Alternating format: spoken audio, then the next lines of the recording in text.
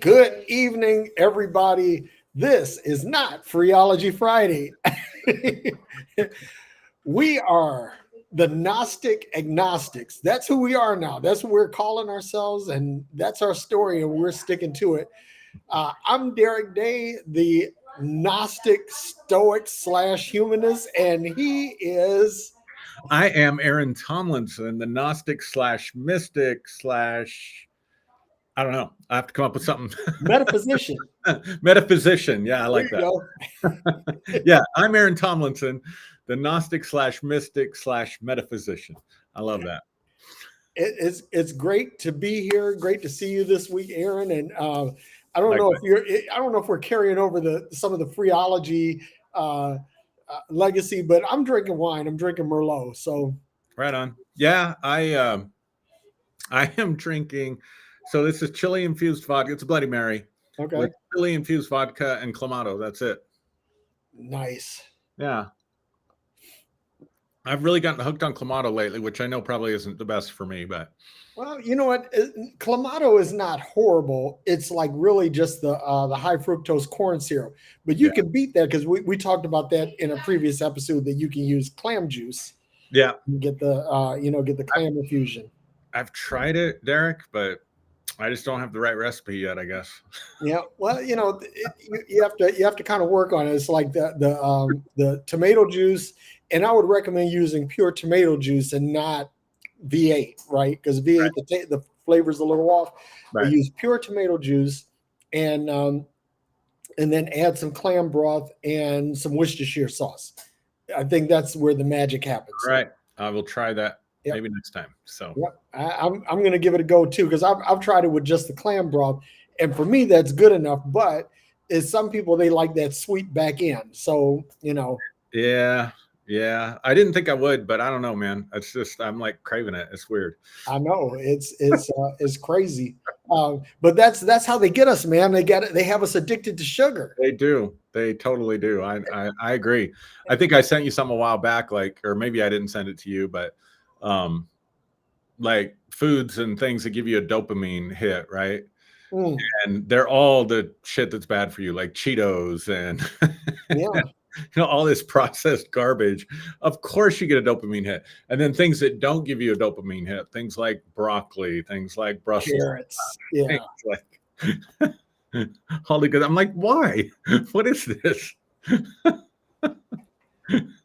it's really messed up. But like in this fitness journey that I've been on, Mhm. I've really changed my relationship with food, and I mean it's just some things like like pasta and bread, right? Mhm. Um, we had on-site work meetings last week, for 3 days, and Yeah, so they had catered food, and for some reason that Italian is like the lowest common denominator for consultant chow, right? sure. Oh, so everything's pasta, and I'm like, okay, well, I gotta eat, so I Right. ate, and the funny thing is that I felt different. Interesting. It's like having not eaten pasta for the better part of 6 months, and then suddenly eating it again. It's like my body kind of went into a little bit of shock. Yeah. So, I can imagine. Yeah. I'm back up to 200. I'm disappointed to say. My well, goal is 185, but I was down to 192, and then it was just all uphill from there. bro, listen, I understand because it's like right now I'm at 218, and when I went to have my physical, I Mhm. was like at I was like 216, and that's at the doctor, so I know it's like pretty accurate. Sure. Hang on for a second. Yeah, I think 218 is about what I was at your wedding. Yeah, yeah. So I'm trying. My goal is 195, and I'm sticking to that goal. If I get there, it's great. If I get close, that's okay. But I'm really doggedly determined to get there. And how I'm going to get there is not by wishing and a hoping and a praying. Come on, you can't pray the calories away. But no, you cannot. And I'm gonna tell you, just as a matter of fact, that if you look it up, that obesity is more prevalent around Christians than it is any other spiritual No, I believe group. that. I believe that because they're repressing every other bodily urge. Yeah. So That's the only one that's legitimate. I specifically distinguish between, hoping and a wishing and a praying and knowing, because now I'm taking a scientific approach. We're talking about Gnosticism. Yeah. So Derrick, a few people that I mentioned to, that we were doing this tonight, and they're like, well, I thought you weren't doing Freeology Friday anymore. So do you want to explain a little bit about what we're doing and why we're doing it, maybe?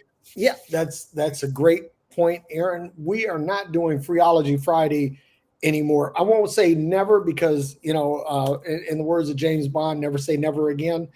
But what we're doing here is we want to take a deep dive into Gnosticism, because I think that Gnosticism is Christianity's forgotten child. Yeah. Or let's say that Gnosticism is Christianity's unknown parent. Oh, I like that even better. Let's say that, that it's not an absentee parent because it's a deadbeat parent. That's not the case. It was forced out. Mm-hmm. How can I say this it's like forced out by family. In other words, like the family of one spouse denies contact to the kids by the other spouse. Yeah, I like that. It's like a bitter divorce with a shitty custody outcome. That's kind of, if I could use that as a description. Sure. Because and the reason why I say this, right, why it may be Christianity's parent, is because if we set the Wayback Machine to the 1st century, yeah, and I wish I had a sound effect for that, but if we set the Wayback Machine like Peabody and Sherman back to the 1st century CE or AD, if you're into that, that what happened was there were many flavors of Christianity. And when I'm talking about many flavors of Christianity, I'm talking about things that were really different. Mm-hmm.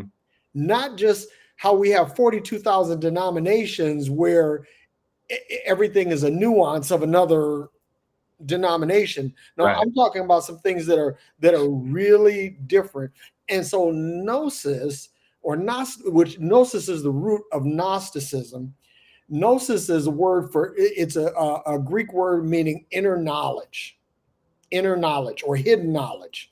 Mm-hmm. And so the prevailing flavor of Christianity in the 1st century, and this is according to theological scholars, which I say that in the most generous way, according to them, that Gnosticism was the prevailing flavor of Christianity at that time, and was the prevailing flavor of Christianity for nearly 2 centuries post-resurrection. And there's a real point there, is a pivot there, because Gnosticism does not believe in the resurrection. They don't believe in the crucifixion and resurrection of Jesus, and the risen Christ is not a touchstone in Gnosticism. Correct.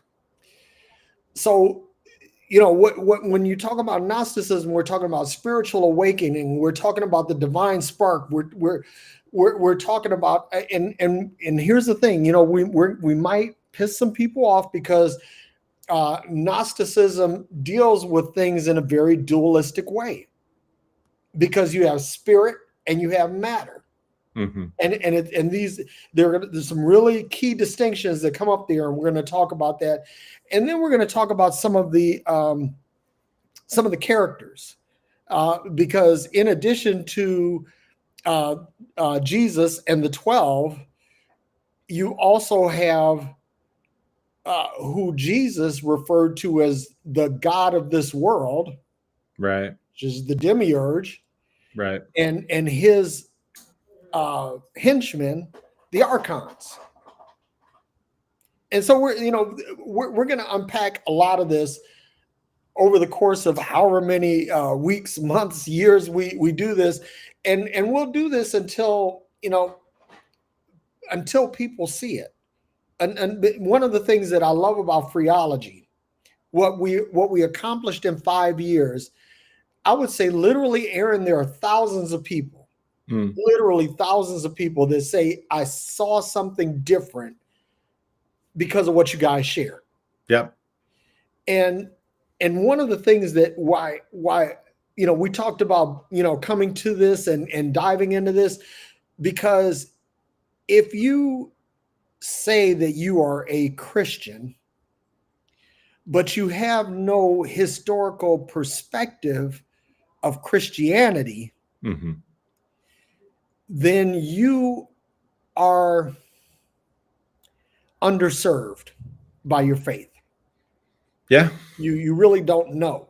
Yeah. And the more, and this is the thing about Gnosticism, because it's based on knowledge, it's like the more you know, the more you grow. The more you know, the better you become. So I've said, we had talked about this before, and I said, if we could use a tagline with this, I would say the Gnostic Agnostics, a better way to Christian. Yeah, I like that. and let me just say this: I'm not trying. Some of my atheist friends are going to be like, "Oh, you're going back to Christianity?" No, I'm not. No, I'm not, because I really believe that Gnosticism is different than Christianity. I think that if you really want to get down to the root of what Jesus was about as a person, assuming that he was a true historical character, and even if he's like sort of a composite character or a myth, that there's this knowledge, and this knowledge is still valuable. I don't want to discredit or undermine that knowledge, because this knowledge is important, because the first thing about gnosis is inner knowledge. Yep. Getting to know you. And we've talked about that a lot on phreology, man. It's like, if you don't know you, if you don't love you, you Yep. can't love anybody else. It's impossible. If you don't know you, you can't know anyone else. It's impossible. And so what happens is that Christianity in its modern form produces a kind of Don Quixote effect, where everybody's tilting against the windmill of spirituality. And basically what they're doing is they're on a hamster wheel with no escape. And at the end of the day, when you're talking about knowledge, see, when you talk about faith, faith is unbounded. It has no guardrails, right? And also, faith is not falsifiable. You can't say, if you say, okay, faith cannot be tested, therefore it can't be trusted. Your M1A1 Christian is going to come back and say, well, you just have to have faith, or you just have to believe, or you haven't studied enough. In other words, your falsification is dismissed summarily. And this is something that I've said. I said that whatever cannot be falsified is false by definition. So what I want to do, and I'm hoping that, Aaron, you're on board with this, is that, if we double click, unpack, open up, unfold this whole thing about gnosis, I'm thinking that there are going to be some people that are going to be set free from religious dogma, churchism, and a whole bunch of other stuff that I really think holds humanity back. And what's going to happen is that here's the thing, that when you begin to look inward and find things in you, it makes you want to look outward and find things that are outside of you. It's like one knowledge, basically your inner knowledge becomes the kindling for your external knowledge. Right. right? So Yeah. what we're doing here is we're trying to help you rediscover the divine spark, that Yep. which is in you, that will help you live this life better. Because the other thing too about Gnosticism is that Gnosticism doesn't give a fuck about the afterlife, right? It's what are you Not a doing? lot in there for sure. What's that? I just saying there's not a lot in there in the No, writings about that for sure. no, because the afterlife doesn't really matter. Hmm. Because at the end of the day, you really don't know what's on the other side. And the funny thing is that that Jesus, even in the mainstream gospels, doesn't really talk a lot about the afterlife, Yeah. right? Yep. So it tracks with Gnosticism that he wouldn't talk about it here either, because that was not his bag. The afterlife really was a Pauline thing, and that gets back to one of my pet phrases is that most people, that when they if they were going to be intellectually honest, are not really, most Christians are not Christians, they're Paulians. I have a different take on Paul than most people. Okay, I know you I have do. a different take on everything than most people when it comes Well, to I the mean, Bible. I know you see Paul as a mystic, and maybe even possibly Yeah. Gnostic, and we're going to be drilling into that Back to too. that. Yeah. I think with Paul, just as a side note, I think, yeah, one of the things we're going to do is bring out a lot of education, because there's a lot of stuff even among people that are deconstructing or, shit canning their faith and Christianity and stuff like that. They'll make statements and I'll cringe because they're completely 100% inaccurate. And the reason they're making these inaccurate statements is because there is no education really about the history of this stuff and how it can be. I'll give you a good example. And you may push back on this, but hear me out. Yep. Let me finish. Yep. People will say that the Bible was constructed in order to control people. Yep. I agree on certain aspects of that, particularly the fact that, I hate to say this like this, but that the Old Testament, what we call the Old Testament, seems to have been written by King Josiah's scribes. Yeah. And the goal very clearly, historically, seems to be to consolidate power in Jerusalem, right? Yep. So certainly there was a lot of controlling elements to that. But I think it's important to understand that the Bible did not become, even good translations didn't even get into the West until the Renaissance. Correct. And the Bible did not become an authority until Martin Luther. So what happens is all they had was these Latin translations, these really bad translations, and they were formulating their doctrines through the councils. The power was in the Catholic Church. The control was in the Catholic Church. The intention was never for it to reside in a book. The book just kind of came to be, right? Because people were illiterate. You didn't have the printing press. It had to be copied by hand. And so maybe, I'm throwing out an arbitrary number here, but maybe 1 in 10 churches around, Europe had an actual Bible, had an actual copy of it, right? Yep. But what they did have was they had this power structure of bishops. And I know I'm getting ahead of myself, because I know we're going to touch on this later. But if that's okay, I'm just going to go with it. Go for it, man. You had this power structure of bishops. And essentially what I think is that Constantine, we can come back and unpack some of this. I think Constantine was really looking for a way to unify the empire in a religious sense. Yeah. And what was appealing, I think, to him about Christianity was by this time, it was not ethnic. It was based on faith, whereas most religious worship and stuff prior to that was based on your ethnicity, who your parents and grandparents and ancestors worshipped, and all this stuff, right? But the power was through the people. It was through the bishops. It was through the priests. It was through the structure of the church itself. It wasn't in the book. It wasn't in the Bible. Yeah. And so what happened was in the West, there was all these, but they only had Latin translations. They didn't have Greek translations. They certainly didn't have Hebrew or Aramaic translations. And so at some point prior to the Reformation, these Greek texts get translated into, it gets into the hands of people so they can read the Greek and they say, hey, wait a minute, what we're reading in these texts is completely different than what the doctrines that are being imposed on us by the Catholic Church. And so that's how Martin Luther came up with this idea of sola scriptura. In other words, this book, the writings that we have from about Christianity, from Paul and from, you know, what they believed at the time to be the apostles, this doesn't support your teachings or your doctrines. So if this doesn't support your teachings or your doctrines, then we don't need the church. And so the elevation of the Bible was the exact opposite of control. It was, if you think about it in its time period, what was going on, if you think about freedom from religious control as being progressive through generations, right? Mm-hmm. Mm-hmm. Then the reformers were the demons. They were the rebels. They were the liberators, and they were using the scripture in order to do that.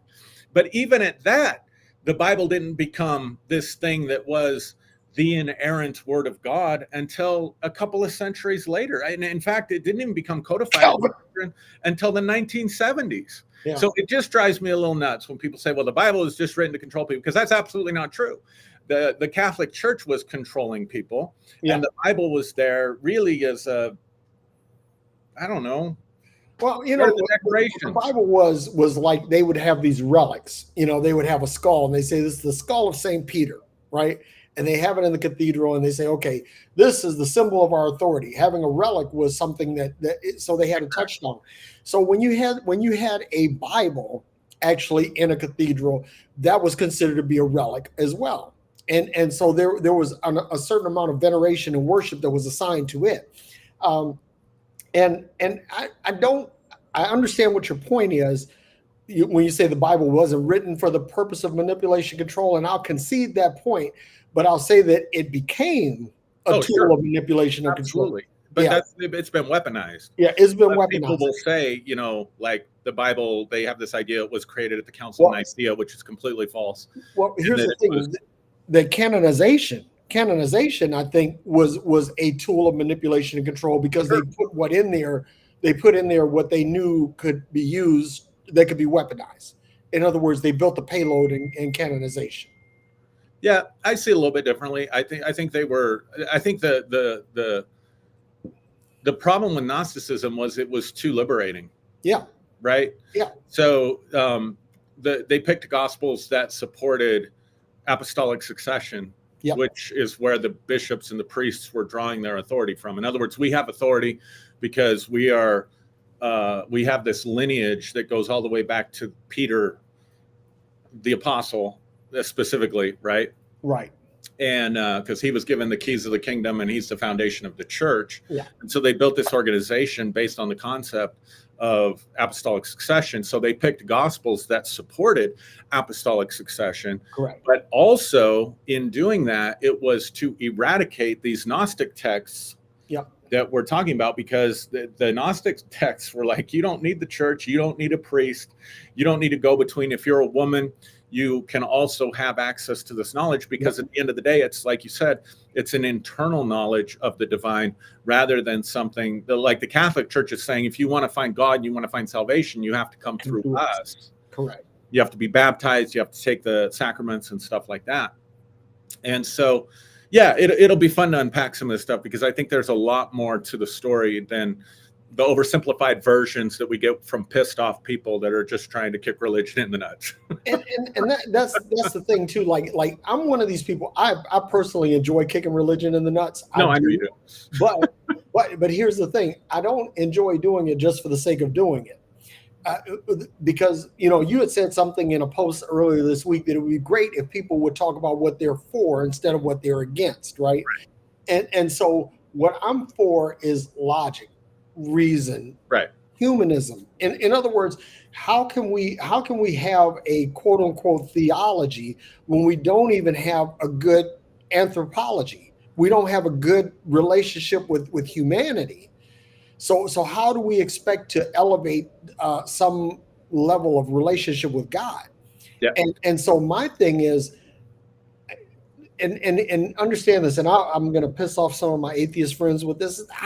Honestly, I don't care what people believe. If you believe in Jesus, if you believe in the risen Jesus, if you believe in the sacraments, if you believe in, Paul, and if you believe in any of that, great. It's fine as long as it's local. Because belief is something that I think is best kept local. Mm. The problem is that when people try to export that belief beyond the borders of themselves, and then they get into a sort of imperialism where if you don't believe like me, I'm not going to interface with you. I'm not going to trade in the marketplace of ideas with you. Right. So what I'm saying is okay, let's let our mode of communication, our mode of interface with each other be something that's not based on what we believe, but based on what we can, what is tangible, measurable, and repeatable. And this is not to discount anybody's spiritual experience. It's like I was debating with a guy in a group earlier this week, and he said, "Well, I met God. And I'm like, dude, if you believe you met God, who am I to argue? I can't argue with that. But what I can say is that you have no right to demand that I believe that you saw God. Right. And you certainly have no right to believe that the fact that you saw God makes you some authority and make you able to control anything beyond the borders of yourself. Right. So I have no problem with faith. I have a huge problem with weaponized faith. Yeah, I don't have a problem with the Bible. Well, I do, but that's another story. But I have a problem with a weaponized Bible. Yeah. And I don't have a problem with church. This is a thing. And I said this. I was having a conversation. I had this conversation with Maya, and I also had it with some other people a couple of weeks ago. That when you look at megachurches are not there to do great things for the community. They're there for the express purpose of amassing power. Yeah. Financial and political power. Because once you have financial power, you have money power, you can get political power. When you get political power, you could change things. You could change zoning ordinances, and you can decide what kind of businesses will be permitted. You get to decide, what the agenda of the local government will be and things like that. And you push this all the way up the food chain, and you get to determine who gets to sit on the Supreme Court, and that's a problem. So I think what Gnosticism will do is it will undo some of these power structures and put the power back where it belongs, in the hands of individuals. And totally agree. I totally agree. Just real quick. My post was nuanced, but a lot of people missed it. The one you were referring to. I said sometimes it's better to focus on what you're for than what you're against. That doesn't mean, and some people took that to say, well, we need to they came back, well, we have to talk about what we're against. I didn't say don't. No. I didn't say don't talk about what we're against. But even if you said, even if you didn't nuance, it's still it can become very subtle to where we're stuck in this thing that psychologists call a reaction formation, where we're just reacting to what we're against, and we forget about the bigger picture of what it is that we're for. So when I'm listening to you talk, Derrick, what I'm hearing from you is, I'm against the weaponization and exportation of faith for the purpose of exploitation. And I agree 1,000% with that, right? But you also affirm what you're for. I'm for the individual. I'm for humanity. I'm for freedom. Yep. That's Freeology Friday. That's how the whole that was the whole thing, right? Was individual freedom. I'm for the individual. Yep. And so what I think it's interesting because I was and we may be bouncing all over the place too much. Forgive me if I am, but no, it's okay, man. I was being interviewed in a recent podcast, and because I'm your buddy, they assumed I was this hardcore atheist, that was going to come on and it became.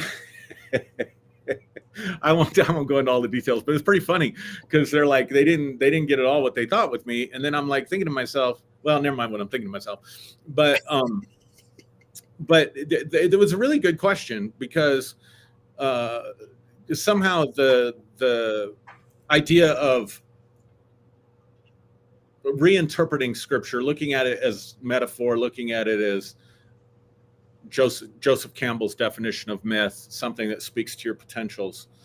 And it was a good question. He said, aren't you afraid that if you teach the Bible from that perspective, that people that get hooked into that perspective will eventually end up in fundamentalism and we'll have another generation of fundamentalists? And I thought that was a great question. My take on it is different, though. My take is, like, what generation are you living in? Like, did you watch the last election? Yeah.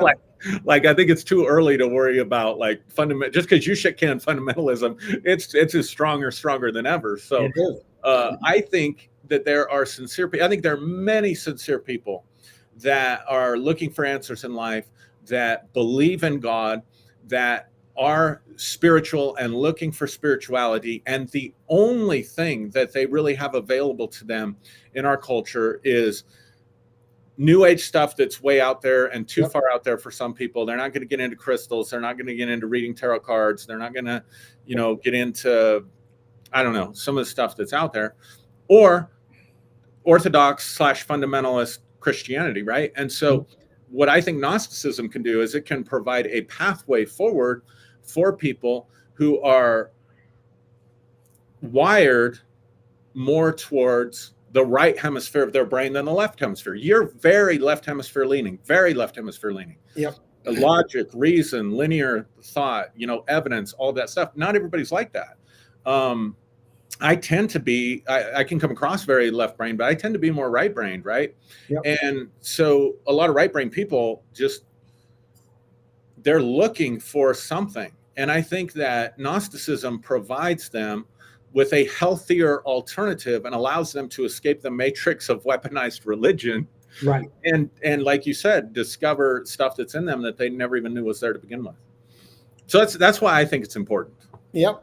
And this is the thing, I hate to use this as an example, but I'm going to use it as an example because, as you know, I drive a Tesla, right? And one of the cool things about the Tesla is that you can get things, an entire change in the operation of your car through a software download. Right. Why? Because everything that they figured you need, they built it into the car already. There are things that are built into a Tesla that the software really hasn't caught up to yet. Right. And so like now I have the full self-driving, and the full self-driving doesn't mandate that you touch the steering wheel. So as long as the interior camera sees your eyes, right, and sees that they're looking ahead, the artificial intelligence of the car says, "Hey, everything's cool. I can just keep on driving." And I have driven literally from Texas to Oklahoma and back, letting the car drive. What am I getting at? Is that we are equipped from the factory with every possible option. All we need is a download and an instruction, and there are things that we'll be able to do. There's this old adage is that we only use 5% of our brain, which they've proven that that's not true. Completely false, yeah. Totally false. But there are areas of the brain that for some reason or the other, they lie dormant. They're not as active as other parts of the brain. What does this mean? Do we have the ability for telekinesis, telepathy? Do we have parapsychological ability? Mm-hmm. Maybe, maybe, or let's say, astral projection, remote viewing. We could have all of this, but we haven't gotten the right download. We haven't downloaded the right software to activate the hardware. So this is where I'm gonna say I think there is also aspects of scientism to differentiate it from actual science. Yep, come on. It is also weaponized and designed to keep people under control. Because this is something I've taken a deep dive in the last couple of years. There is a lot of research on paranormal, parapsychological phenomenon and abilities and things that human beings have. But this interesting statistic that I came across, and I trust the source, is interesting, Derrick. From like 1890 or whatever, when they first started doing research into parapsychology, until today, the entire budget that has been spent on exploring those aspects of humanity and human consciousness is 2 months worth. Listen to this. The entire budget from 1890 till now, the money spent is 2 months worth of just psychological research alone. That doesn't even count all the other scientific research that's going on. Just so in a whole year, 2 months of what's spent in a year on psychological research is the entire budget ever that's been spent for over 100 psychological research. Now, why is that? Because I think there is an agenda, whether it's a demiurge, whether it's archons, or whether it's just an aspect of human nature that the Gnostics picked up on and used metaphors to describe, or used their understanding of the cosmos to describe. But I do think there's an agenda by those in power to prevent humanity from really discovering who we are. I really genuinely believe that. And I think we see that in religion. And I think that the academies and scientism is a bedfellow in that. Yep. And I think it's just a shame. So, yeah, it's not just religion that is controlling people and weaponizing things and hindering people from making progress. It's not. Yep. Yeah, I agree with that. It's like when you talk about scientism, and let me just say this, that again, belief in anything, belief, faith, in anything is fine, as long as it's local. But when you scale it out and say this is something that everybody should adhere to, and it doesn't matter whether that is Christianity, whether that is Islam, whether that is Judaism, whether that is scientism, whether that is secular humanism. When you build something around this and say, okay, this is a belief that I have. When you're saying that I have a belief, you're saying I really don't have any empirical evidence to support this. I just have faith, and that's fine if it's local.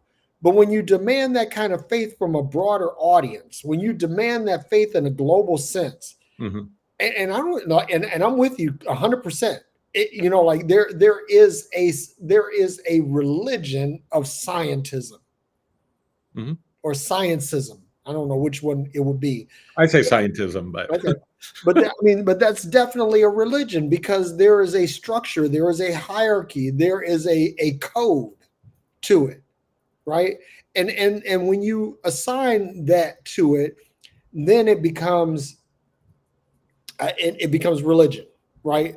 And so one of the things I want to talk about is, how do we even know about Gnosticism, right? Yeah. Because I think that how we even know about Gnosticism is a grand fucking accident. Because when you think about it's a grand fucking plan, but go ahead. Okay, well, we differ in our worldviews, but go ahead. Well, so this is why I think it's an accident, and I want to hear why you think it's a plan. Sure. Because of course. This is something that this is what we're going to do. So for those of you who are listening, Aaron and I, we don't agree on everything. Contrary to popular belief, he is like, beside my wife, my best friend, right? And we talk about everything, but we don't agree on everything. And so there's going to be some back and forth on this, and I want you guys to just kind of fix your minds for that. But when I think about this, like there are books that are referred to in the Bible that are not in the Bible, right? And so when we look at those, we say, okay, where are these books? And so you'll find things in the Apocrypha, which are largely Old Testament texts that, for whatever reason, wound up on the cutting room floor. Some of which are canonized in the Catholic Bible, and some in the Orthodox Bible, but not in the Western Bible. That is the Protestant Bible. But you had these things like the Dead Sea Scrolls that showed up, which the Dead Sea Scrolls kind of gave a different color or interpretation of Old Testament texts, not really so much on the New Testament. But where the New Testament got interesting was in the 1940s when they found the Nag Hammadi library in Egypt. Mm-hmm.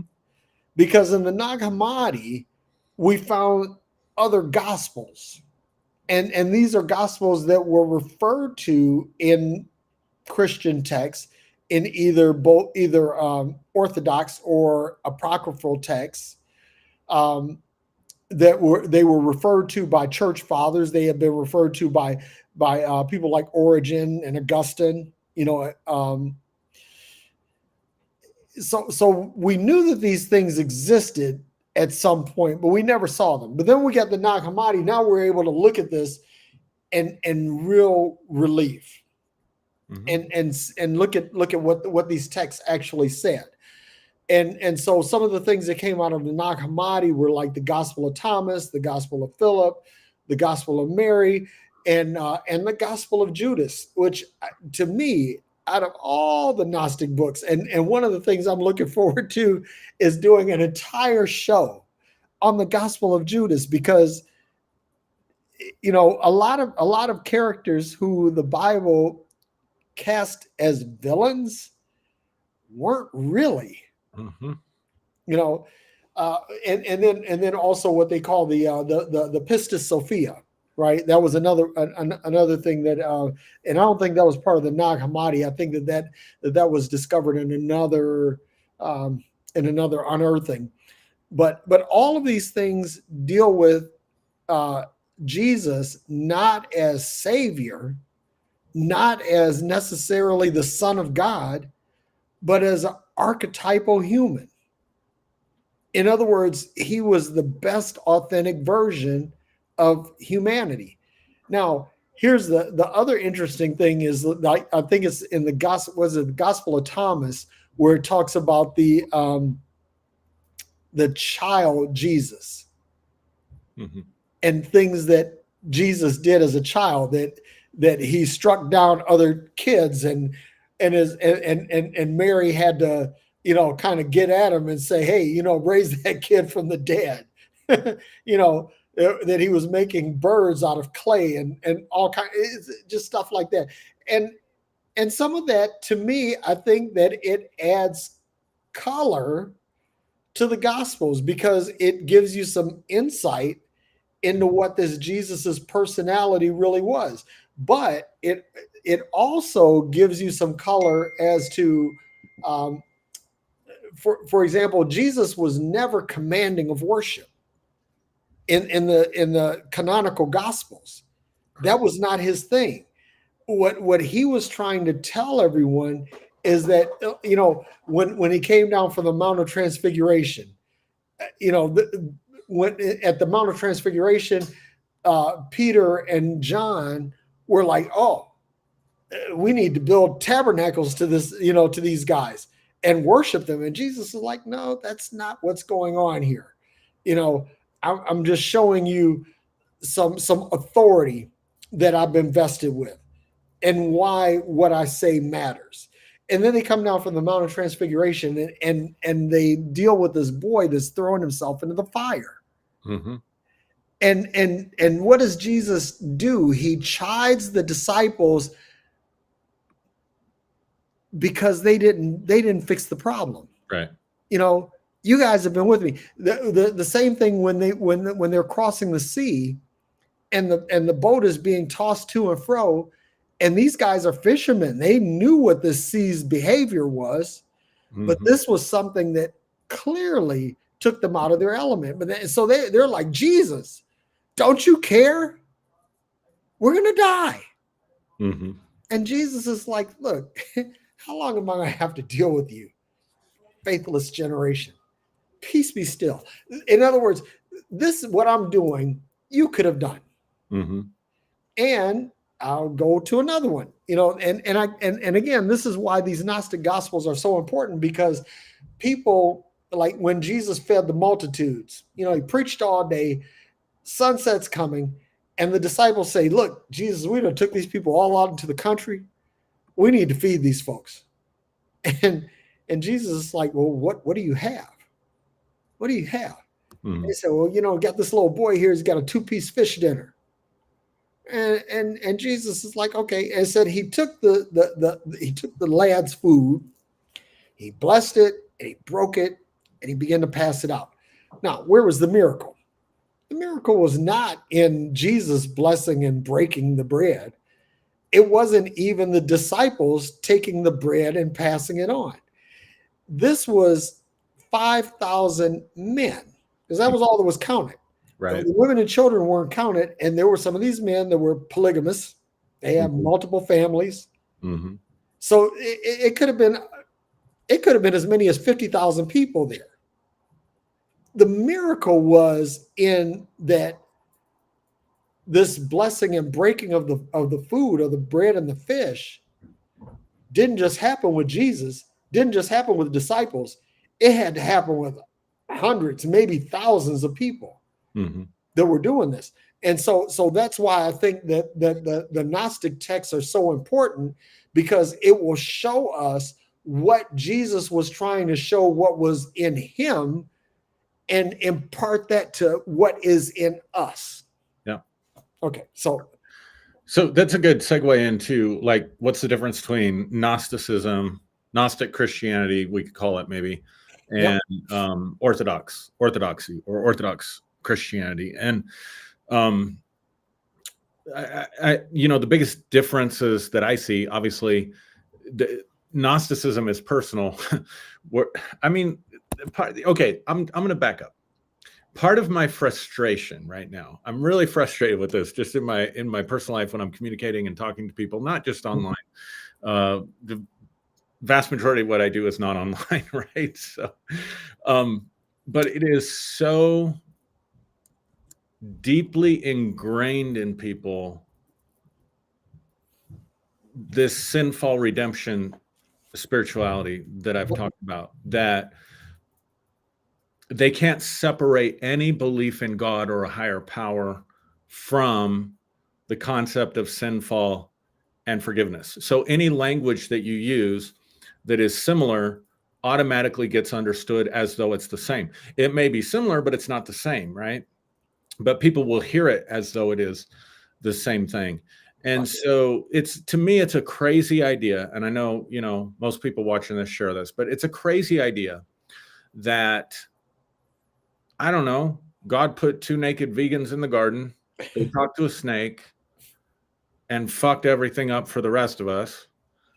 And God's had to figure out how to fix that by killing his son. Yeah.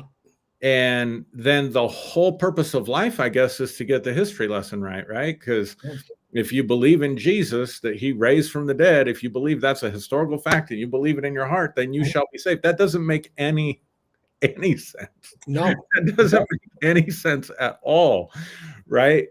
But that's, I think, when we're talking about institutionalized salvation, that's what we're talking about. Yeah. And so Gnosticism was more, it's salvation in a different term. The term may be similar, but it's definitely not the same, right? So I'm thinking about, like, that verse in the Gospel of Thomas that talks about, if you bring forth that which is within you, that which is within you will save you. If you do not bring it forth, then there's no saving power in it. So, but saved from what, right? So I think that's the question. And from the Gnostic perspective, this salvation would be more from ignorance, right? It would be more from, man, you're reading my fucking mind. It's a salvation from ignorance that connects you to the deepest parts of who you are, so you can have the fullest expression of who you are, and as a byproduct of that, have the fullest life that you can possibly live. Right. So it's very individualized. and it's looking within, not looking into an institution or looking without to a savior in order to save you or to deliver you. So that's the first thing. The second thing is it emphasizes the indwelling of divine consciousness, that the divine is in you, that the divine spark is in you, that you find God inside of you in a unique way with a unique expression, rather than looking to some God in the sky somewhere that's going to, I don't know. I mean, really, like, I had an interesting talk with my wife this week, because I'm really coming back around to a deeper faith in God, in spirit, in spirituality than I've had in years. And some of that, a lot of that is because my life has just been different, right? Now, my wife was raised in the church. She went to Bible college. And then she met and married me, and I don't know, the verdict is still out whether or not she thinks that was a good decision. Still, I think that's still to be determined. But so she's able to speak to, this is what she really helped me understand. She's like, you're very, very different. Like, this is what most people's experience is. And she shared some things about that essentially boils down to you pray and you hope somebody's listening and you feel better because you kind of got it off your chest, but you could probably get the same feeling if you talk to a friend or talk to a therapist, right? So even though people may cling to faith, most people are practical atheists. They may be believers in name, they may be believers in their minds, but their lives are lived as though God does not exist at all. Yeah. So they're essentially practical atheists, right? Whereas my experience was based on very deeply powerful, deeply transformative personal experiences, or gnosis, right?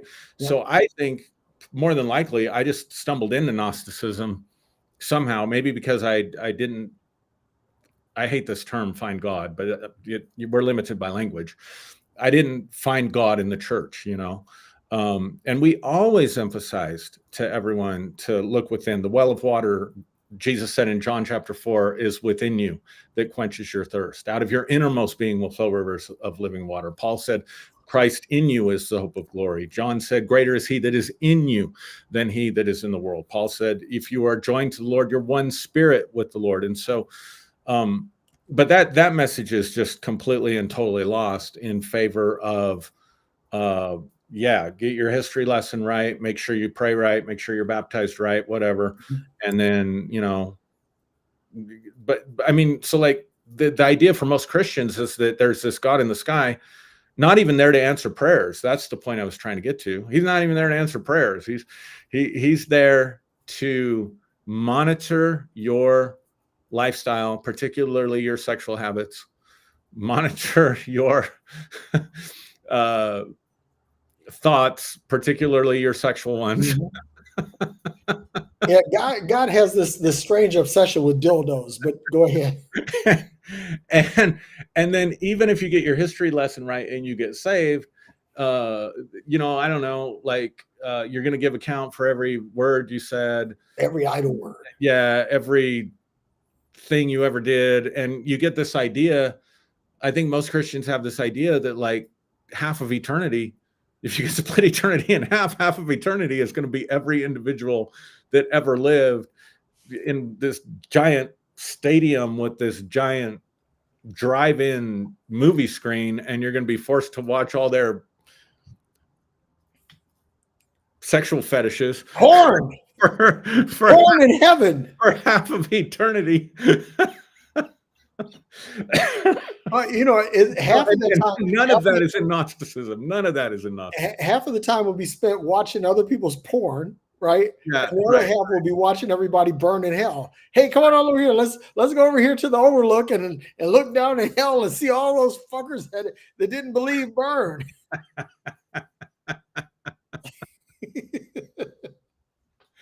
Yeah, so I mean, none of that exists within the Gnostic framework. That's my point. Yep. and that, this is, so there are a couple of things about Gnosticism, and I wanted to Sure.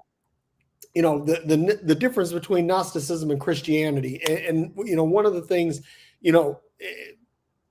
personal salvation versus institutional salvation. Now, and again, when you talk about salvation, saved from what, right? And so when you're talking about personal salvation, it's like, what can I be saved from my own thoughts? Can I be saved from less authentic or less reliable versions of myself? In Yeah. other words, can I be saved from me? Because at the end of the day, I'm the only one that is really going to allow whether I'm harmed or not, right? Versus institutional salvation, where you say, okay, if you believe, accept, and receive. Yeah. Or, what they said, the faith ABCs: accept, believe, and confess. Yeah. Right. So that's, one of the differences between Gnosticism and Christianity. In other words, it's like, how can I save myself from myself? Right. That's a big tenet of Gnosticism. The other one is God within versus God above. Correct. This whole bearded white guy in the sky, who's gonna answer your prayers and abide with you in the sweet by and by. And it's like, why are you investing so much into something that you really don't know anything about, versus investing some time and effort into what you know? Because what we know is what we experience right now. Yeah. Right. I mean, the most, like, this is Rene Descartes, right? The most undeniable truth. If you can't know anything at all, you can know that you exist. Yeah. Like that therefore I am. Completely irrefutable, right? Yep. So we've talked about this a lot.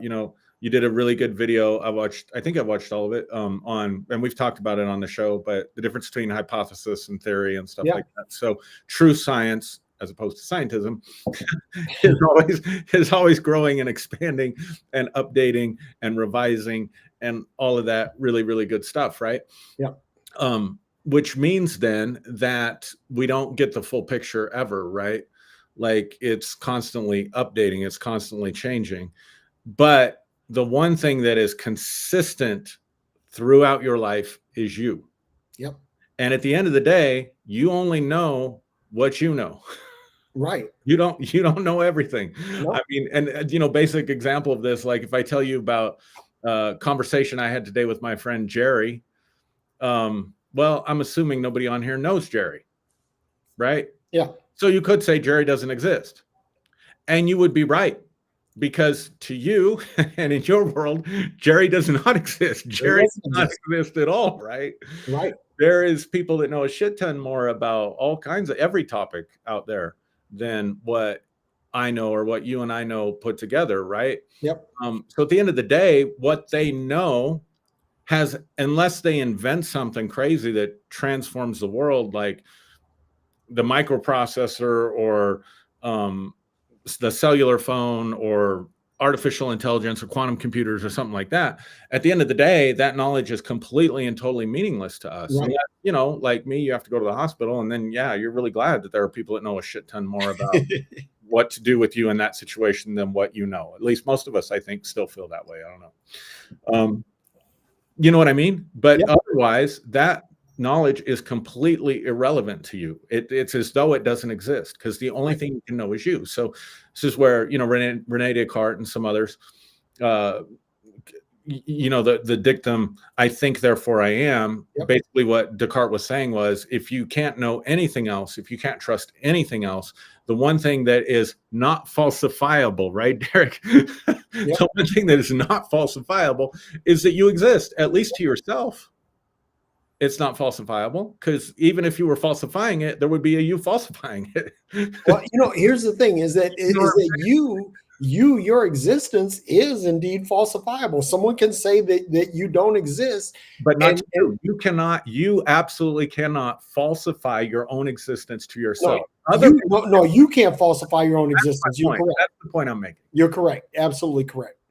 So the point is, get to know that. Yeah. Get to know that. Discover everything you can about that. Which that takes me to my next point, is the difference between Gnosticism and Christianity is knowledge versus obedience. Because Christianity makes its bones on obedience. Obedience is better than sacrifice. Isn't that what we were taught? Isn't that what we once preached? Yeah. You know, oh yeah. Obedience is better than sacrifice. That the reason why Saul lost the kingdom is because he chose to sacrifice instead of being obedient. Yeah. But the Gnostic Jesus only talks about knowledge. He's never talking about following a set of precepts. It's a really good point. Never talking about, these are the rules, and guys, you got to follow these. If you want to follow me, here are the rules. You want to get to heaven, you want to get to the kingdom, this is what you got to do. And that's 180 degrees out of phase from modern day Christianity, which is hugely, no, not hugely, I'm doing the words a disservice, completely based on obedience.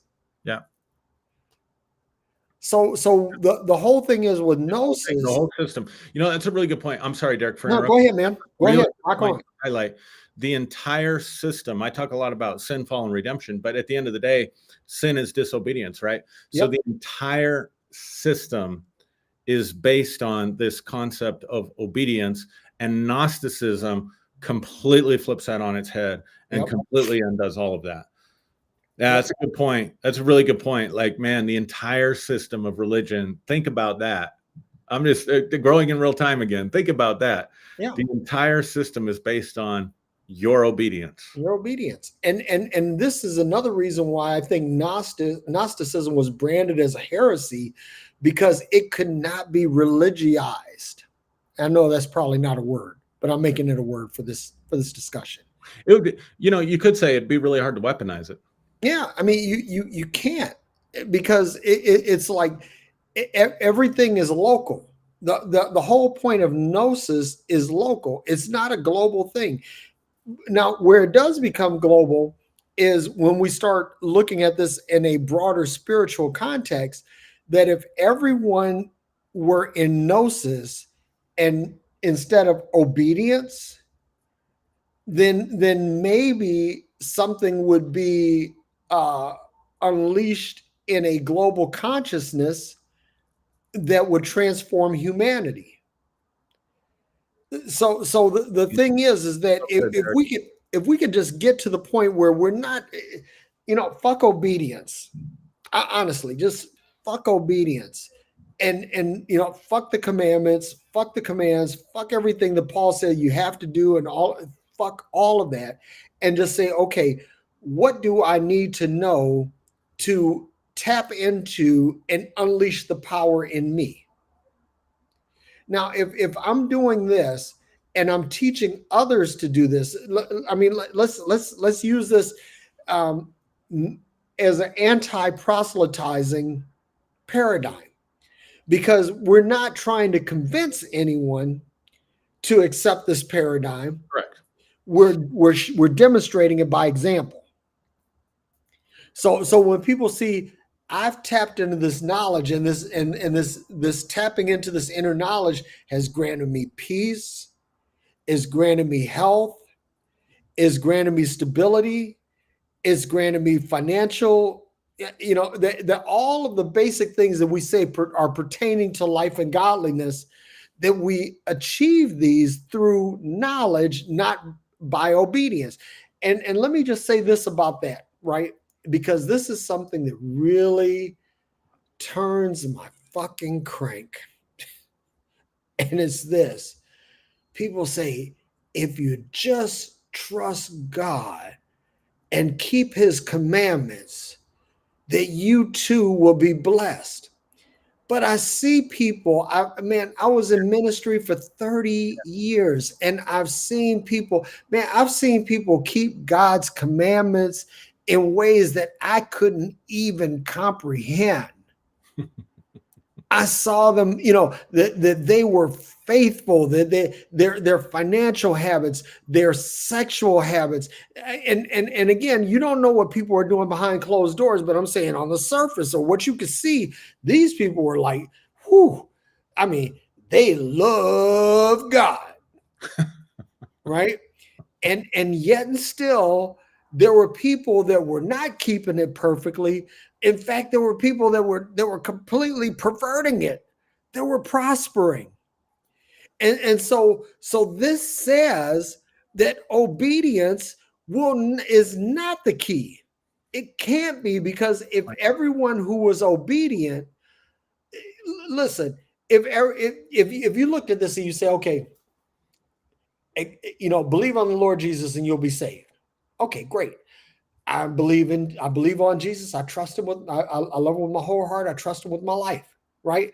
And you say this and you mean it honestly, but you go out into the world and you get beat down, you get kicked in the nuts, you get dragged through the mud, your reputation is maligned, everything is fucked up. And you're like, well, God, I'm one of your children. Can you at least not pass, like that song, while on others thou art calling, do not pass me by.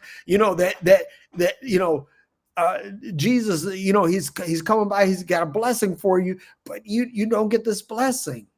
But you're keeping the commands, you're doing everything right. And so if you look at it from that standpoint, I always say that the greatest billboard advertisement for God would be that if everybody who got saved, immediately their lives got better. Mm-hmm. Well, come on. Didn't you ever remember, what was that show?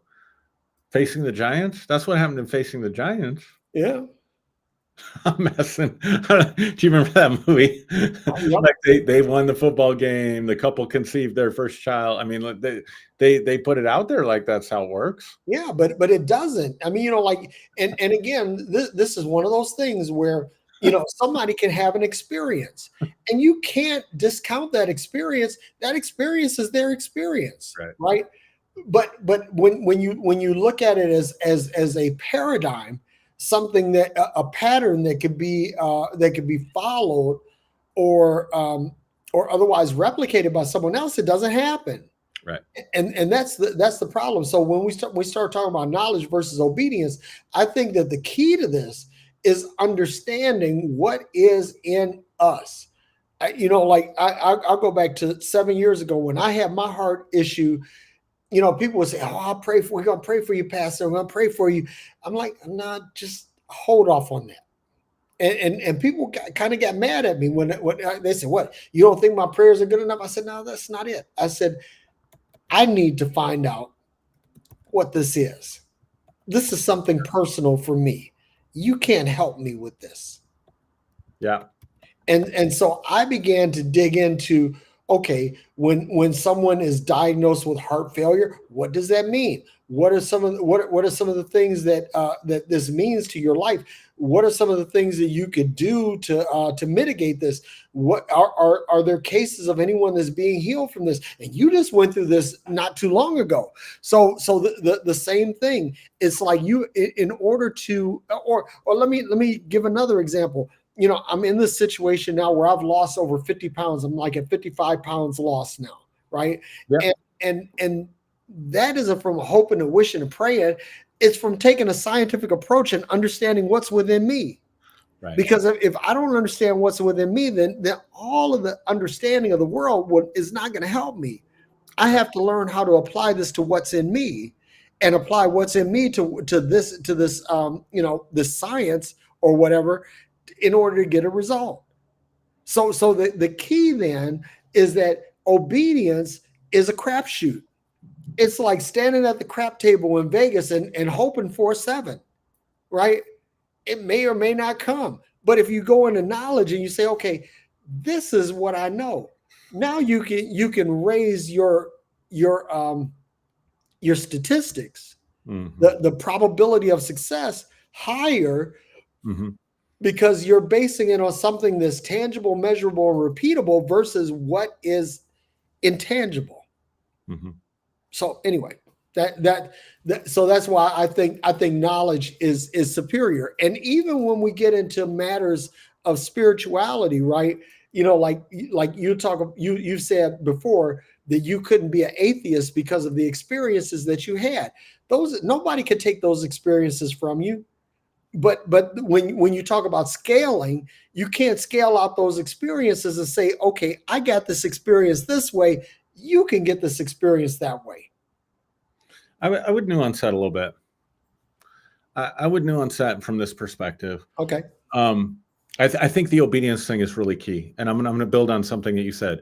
You know, we're saying that through this self-knowledge, you can find inner peace. Through this self-knowledge, you can find health and healing. Through this self-knowledge, you can find, you know, it can improve your finances, all things that pertain to life and godliness, right? So I would argue that, and I'm going to do an episode. I've asked some people that were part of my church from the very, very, very beginning if they would do an episode with me and just talk about what their experiences were like, because I have come to realize that we were not your run-of-the-mill Christian church at all, by any means, ever. And we were more Gnostic than anything else. And so I can say with certainty that by applying these inner principles, that people were able to replicate over and over and over again. Yeah.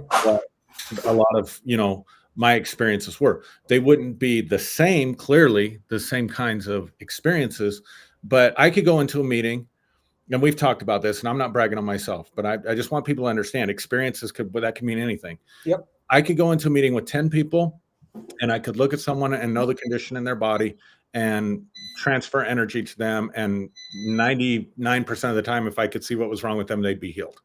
Maybe it's not that high, but it was pretty consistent. Yeah. So 10 people, right? I could go into an audience of 10,000 people, which I did on several occasions, and get information that was so specific that it would only apply to one person out of that 10,000 in that audience. Yeah. And then they would, you know, they would be able to receive. And then what I was able to do was I was able to teach other people how I did that. So then pretty soon in a small group, you know, if we had 20, 30 people, they would be able to apply that same kind of words of knowledge and stuff by just teaching them what I did. So I think there is a replicating dynamic within Gnosticism itself. Yeah. Difference that I'm hearing you say, and that I think we need to emphasize, is we weren't teaching anyone be obedient to this. It wasn't about that at all. No, it's knowledge. It's understanding. So when we start trying to export obedience, that's when I think we get in trouble. I don't think people mind if you're like sharing ideas and sharing principles and things that can help them. Otherwise, you know, the self-help industry wouldn't be a multi-million dollar or billion-dollar industry, right? Yep. I don't think they mind that, but it's when we're demanding you have to think like me, you have to see it like me. My experiences are better than yours, or I have more authority. I have that direct line. Look, I just called, you know, I just read this person's mail, like literally, not generally, but specifically on this day, this occurred to you and caused this, and this is going to happen to you, right? Okay. And then, oh, wow, that's amazing. I've never seen anything like that. Wow, you must have a direct line to God. And then the next thing you know, I'm building a cult or a kingdom unto myself based on obedience and devotion to Aaron. You know what I mean? And that shit happens all the time, even with people that can demonstrate anything that delivers anything of value or benefit to others. Let me say this, that when you veer into the obedience column, you veer out of the knowledge column, and now you've left Gnosticism. Absolutely. So knowledge is the answer. It's the I don't know. I'm really getting this. I mean, it's so obvious, but I'm really seeing this in a different light. Like, knowledge is the antidote. Yep. Knowledge is the antidote. And that takes me to the last point here, is like Jesus as enlightener versus savior. And I think that this is where a lot of people are either going to be forced to think or they're going to be forced to bail, right? Yeah. Because if you say, okay, Jesus is my savior, he saved me from what? Right? That's the big question. And a lot of people can't answer that question, because if you look at it, if you're going to be intellectually honest, you're saying that Jesus saved you from God. That's the intellectually honest answer. Oh, absolutely. 100%.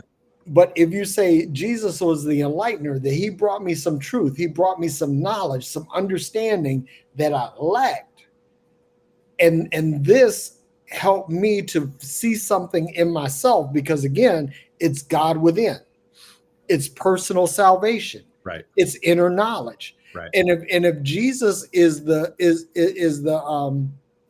revealer of that, then I've been enlightened by him and I've been brought to knowledge by him. Now my relationship with him changes, because I'm not looking at him as this life preserver that was thrown to me while I was drowning in my sins. In your disobedience. In my disobedience. Yeah. Come on, man.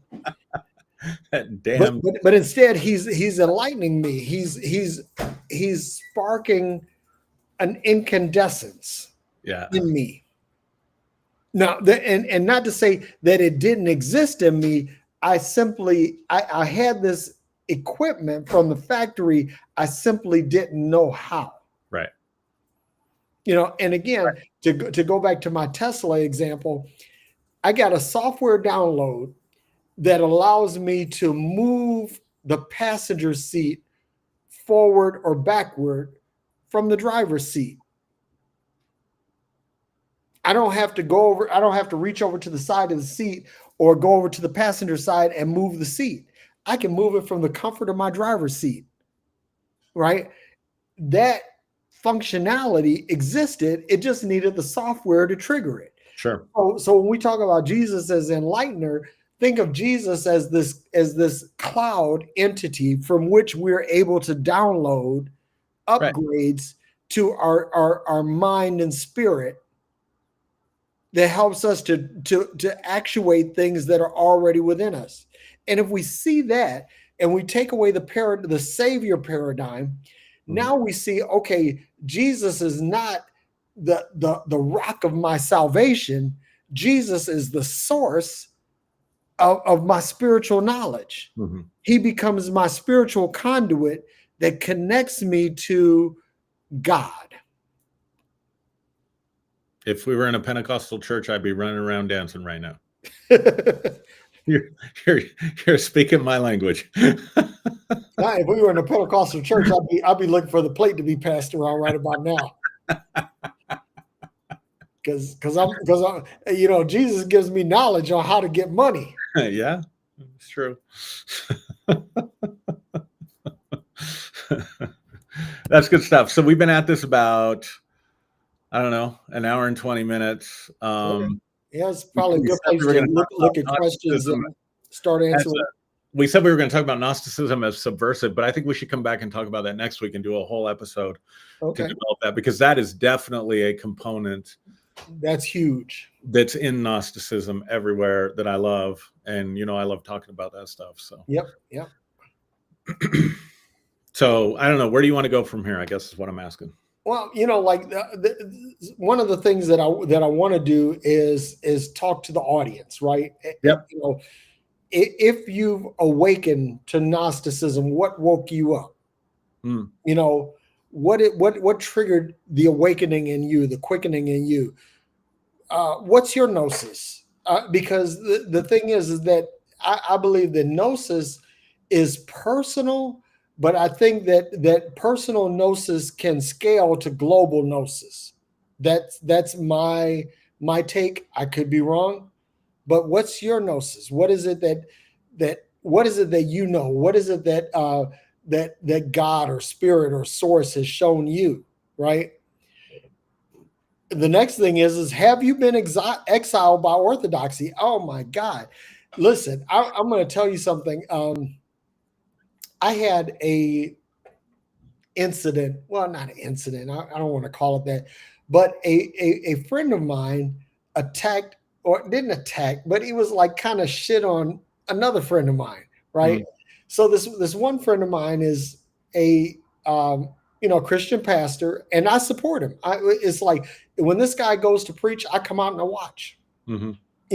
Because just like how I like slam poetry and beatnik shit, I also like preaching in the same way. And good preaching to me is an oratory gift. Yep. So there are some people that they preach, and I'm all in. I don't necessarily believe what they believe, but it's like the gift that they have is like going to watch a fucking concert or a stand-up comedy act. Is going to see somebody that has a talent. Right. Yeah. So anyway, this particular guy never left me nor forsook me. When I left and when I became an inclusionist / universalist, a preterist, ultimately an atheist, and then coming back to being an anti-theist, an agnostic anti-theist, right? Never left me. Still one of my best friends. You know who he is, by the way, but that's another thing. But I've been exiled. I've been completely cast out. There are people that have told me they are afraid to talk to me because of what they are afraid of what God will do to them for having communion and fellowship with me. So greater is he that is in you than he that is in the world, brother. Let's sit down. Listen. Let's sit down and have coffee. Greater is he that's in you. Yeah. I mean, but no, you're afraid that God's gonna strike you down, he's gonna give you boils and plagues and all of that shit, But okay, wow. And then last for all of you that are watching, you guys have me and Aaron's Facebook inboxes. Feel free to inbox us. Absolutely. And ultimately, Aaron, we'll get an actual email and website and all of that, and we'll be able to look at these things in a broader sense. And some of the things that we're going to do is get a Discord group going on, and where people can talk about this, because listen, we all have questions, and this is what I want. My challenge to everybody is be open-minded. An open mind will make you agile and flexible. When you think that your way is the way, at that point you're galvanized. And here's the thing about becoming galvanized in thought is that when a superior paradigm comes, and it will, instead of you bending and being flexible and easing into this thing, you could easily be broken. And your whole life's paradigm can be fucked up. And I don't want to see that happen to anybody. I would rather you go through this, ease into this, and look at this from a logical standpoint and say, okay, this makes sense or it doesn't. And I'm going to give a shout out to our friend and brother Jeff Turner. Because again, Jeff was pastoring one of the largest churches in Southeast Michigan, and he had a faith crisis, and he went all the way into atheism. He did, and came out and said that I have a pure, more useful, practical faith. Coming out. And although I don't agree with Jeff as to where he landed faith-wise, I have absolute admiration and respect for him. Because what he came out with was, he said, this is a faith that doesn't require proselytizing. I don't have to tell anybody about what I believe. All I have to do is just share, what I know. Yeah, I share that respect and admiration for Jeff. For one thing, he's one of the smartest people I've ever met. I mean, that dude is fucking brilliant. And yeah, he did. I shared a post that he put, and I saw that. Yeah, and it's important that we don't make assumptions about people. When we see something on Facebook, it's important we don't make assumptions. I'll just say that, leave it at that. But yeah, amen. Good stuff. Amen. Yeah. Hey man, you're gonna have to deal with me because I'm something's going on. I can't explain it. I just know something's stirring in me and changing in me. So Well, let me say and this. I may end up like Jeff. No, and that's fine, Aaron. You know, brother, I love you Oh, I for know who you. you are. I know you do, Um, but but let me say this. Let me say this about me is that, you know, I see things spiritually that I didn't see before. Mhm. And but the difference I think between you and I is this, that for me, I think that gnosis, that, you know, quantum physics, these are the string theory. These are things that are going to ultimately help me, uh, you know, build some guardrails, or not only say guardrails, but to help me to corral what it is that I you know that I'm believing, and and so I would say clearly I'm not an atheist anymore. But what I will say is that what I know about the Bible, what I know about Christian, I could never go back to that again. Yeah, me too. And let me say it this way, and it's hard for people. This is where I'm struggling, Derek, and just to Yeah, get real personal with the audience, right? This yeah, is that's usually cool. something I'd save for the after show.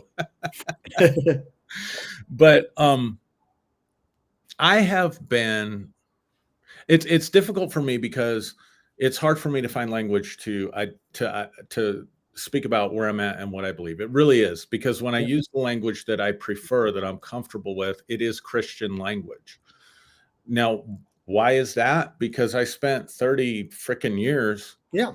using that language to describe what the things that I experience. And so, Can I interject something real quick right there? yeah, Because this is a conversation that you and I have. Because when we first started doing phreology, we are like, okay, we don't want to do we're not going to do anything biblical. But then you said this. You said, you know, Derrick, we've got 30 years in this game. We've invested time, talent, treasure in this. Why should we be forced to just shit can what we've learned? right. And that was a very big turning point for me, because at that point I said, okay, you're onto something. You know, why can't we discuss something scripturally, but unpack it in a different way, because we've studied it, we've earned it. Mhm. But keep going, please. Well, so what I can say is, since childhood, I have been, this is going to upset people, freak people out, but I would say it this way: I have been in a loving relationship, not romantically, not sexually. I took some shots at that, the worship music, like, anyway, in one of my videos. But I've had a loving relationship with a higher power that I would call spirit my entire life. Yep. And what's fascinating to me was that relationship was in place before I became indoctrinated in Christian thinking. And then, as hard as I try, and this is crazy, I tried really, really, really hard to get away from that. And I can't. Now, people can do with that what they want. People say, well, no, that's just an aspect of you. That's just your higher self. I don't know how you would know that. People that would say that to me, how do you know that? You don't even ask questions. And this is where I think people get stuck in a reaction formation. Yeah. I'll share that. I've been in a loving relationship with spirit, and immediately all I get is pushback. Well, no, that's your higher self. Well, no, that's No, the greater universal mind. But they don't ask questions, which means they presume to know me better than I know myself. right. And that is the epitome of arrogance. Or they have a better understanding of your experience than you do. That's what I'm saying. Yeah, Yeah. like immediately, right off the bat. So that is a psychological reaction formation, because I've made up my mind there is no higher power out there. I've made up my mind there is nothing transcendent. I've made up my mind materialism is all there is. And if I say something along those lines, I'm challenging it. And so therefore they're reacting to me Yeah. rather than listening to me. Right. But And it's a challenge. It's a challenge to be where I'm at right now. but I have to say this, and I have to give you a shout out here, because where I am right now, like I said, there are three people in my life who have helped me to be where I am right now. That's you, it's my sister Sandra, and my wife. And because of the three of you, I see there's a possibility of something greater than me. I don't dismiss it. Now, what I do dismiss, I dismiss the God of the Bible completely. Yeah, I mean, I dismiss the God of Abraham, Isaac, and Jacob. So whether it's Islam, Judaism, Christianity, I don't give a fuck. I dismiss all of it. right. But there is the possibility of something greater. There is something that connects us, something that moves us, something that it's something greater, whether it's something that's intimately involved with us or loves us or anything that I don't know. I can't say that, but I can say that I'm okay with the possibility of something greater than me existing. Right. And I'm okay with that. I don't know. I'm good. And like I said, I owe you a debt of gratitude for that. You and my sister and my wife. Yeah. Because between the three of you, you guys helped me to see, because I was really comfortable in my atheism. I was very comfortable in my atheism. I know. And it's fine. See, here's the thing. Like, I do believe in God. I do. I absolutely do. Yep. But I do not believe that the purpose of this life is to find God. No. I really don't. Because if that's the case, God is a narcissist. Then there's a problem. There's a huge problem. And so all the arguments, if God was real, what'd you put out? I saw something, or maybe you said it tonight. If God was real, basically prove himself to everybody that he was real. That presupposes that the goal of this life is to find God or have relationship with God. And I don't believe that at all. No. I don't know all the ins and outs of the purpose of everybody else's life, but I am coming to strong clarity and congruence about what the purpose of my life is. And that's all that matters. And let me say this, to you and to everybody. I don't believe that anybody has a specific purpose. I think that that's too narrow. I think that all of us have a wondrous amount of probability. I'm going to tell you right now, Derrick, there is a purpose that I have kicked against, fought against, a fire that I've tried to put out. I have tried every way possibly that I know to just be a regular dude, and it ain't working. Whatever this is, the probability of you being that thing. No, it's a purpose. It's a purpose. Now, you may not have one. Tommy may not have one. Jimmy may not have one. I have tried, brothers. I have tried. And it won't leave me alone. I'll let you go. And I have to surrender to it. I have to submit to it. So that's just is what it is for me. That's what it is. Okay. Well, for me, I have a benediction for this church service. What's that? May you question what you were told and remember what you always knew. Oh, I love that. That's good. I love that. I really love that. Yeah. And that's the thing. Let's keep our minds open, be mentally, physically, spiritually, and emotionally agile and flexible. That we recognize that we all have the right to question everything. Absolutely. And I don't think purpose is a thing that people should struggle with. I think that can be super toxic for people as well. I'm just saying in my case, for whatever reason, it just keeps beating down my door. Well, you might be one of the few. Maybe, I don't know. I have no idea. But I tell you what, this was really excellent, and I'm really looking forward to going down the Gnostic rabbit hole and helping. And again, like at the end of the day, I'm a humanist. I really believe what can we do to invoke the higher good of humanity, and if this is one of these ways, let's go. I agree, bro. Thank you. I appreciate you. I really do. I appreciate you, man. The best friend in the world, man. Honestly. Yeah, I mean, you are one of my best friends, and you're definitely one of my heroes, man. And I'm gonna tell you, and I'll tell everybody else, I wouldn't be standing here today hadn't it been for you.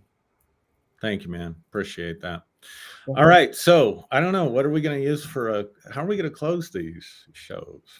Well, I just did this benediction. May you question what you were told. Oh, and remember what you always knew. That's the benediction. That's the benediction. This is how we close church service. May question what you were told and remember what you always knew. Is that it? That's it, man. Love it. That's it. That's our benediction. That's how we say church is over. All right, everybody. We will see you. We'll be back next week, I think. Yep. Lord willing. Lord willing, and the creek don't rise. I'll be back. People were like, what happened to Aaron? Yeah, we'll see you next week, guys. Thanks, everybody, for watching, and give us some feedback on this. It would be really valuable. Let us know what you thought, what you'd like to hear. So, yeah, appreciate everybody for watching by replay. Oh, one quick thing I want to say. Is there anybody that sends any questions? And we're going to do a Q&A segment at the end of every show, and we'll answer your questions. Great idea.